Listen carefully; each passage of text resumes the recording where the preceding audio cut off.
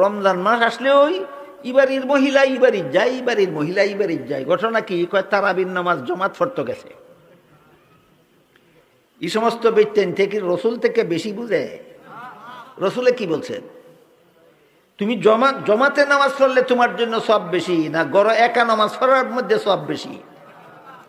রসুল বলেন মহিলা গড়ের কোনায় একা নামাজ পড়লে সেই সব, পুরুষ মসজিদের জমাতে নামাজ পড়লে যেই সব।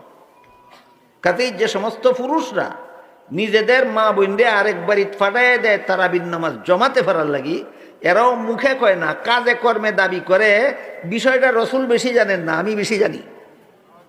এর মতো বেয়াদব জগতে আর কি হতে পারে? যে রাসূল থেকে বড় বুঝদার ইমানদার নেক আমলওয়ালা মানুষটা পুরুষ হোক অথবা মহিলা হোক। কেন আল্লাহ এমন ভাবে বললেন? প্রশ্নের জবাবে মুফাসসিরিন কেরাম তাফসীরের কিতাবে লিখছেন একটা কথা বুঝাইবার জন্য, সেটা হইল পুরুষ পুরুষের আমল করে আল্লাহর কাছে যেই পুরস্কার পাবে, মহিলা মহিলার আমল করে আল্লাহর কাছে একই পুরস্কার পাবে। এই কথাটা বুঝাইবার জন্য আল্লাহ পুরুষ মহিলা নাম ধরে করেছেন। কথাটা আমি আপনারা কেমনে বুঝাই? কয়েকটা উদাহরণ দিলে বুঝবেন। হাদিস শরীফে আল্লাহ রসুল বলেছেন, কোন মুসলমান পুরুষ যদি জেহাদে যায়, শত্রুর মোকাবেলা লড়াই করে, এই লোক যেই সওয়াব পায়, কোনো মহিলা যদি স্বামীর গড় করে তাহলে সেই মহিলাও পুরুষের জেহাদের সওয়াব পায়। পুরুষ যদি যুদ্ধের ময়দান থেকে বিজয়ী হইয়া ফিরে আসে তাইলে পায় গাজীর সওয়াব। রসুল বলেন মহিলা যদি সন্তান প্রসবের পরেও বাচ্চা থাকে, মহিলায়ও পায় গাজীর সওয়াব। পুরুষ যদি যুদ্ধের ময়দানে মারা যায় তাহলে পায় শহীদের সওয়াব।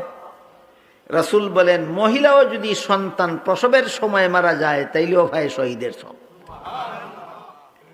তাইলে জেহাদের সওয়াব পুরুষেরও আছে মহিলারও আছে, গাজীর সওয়াব পুরুষেরও আছে মহিলারও আছে, শহীদের সওয়াব পুরুষেরও আছে মহিলারও আছে।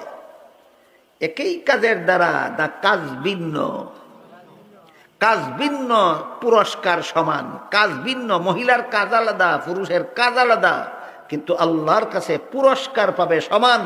এই কথাটা বুঝাবার জন্য আল্লাহ বলেন মিন যাকারিন আও উনসা।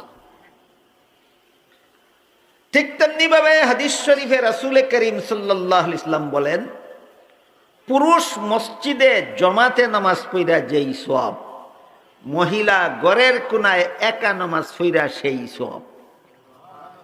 বুঝে থাকলে বলেন আমল সমান না পুরস্কার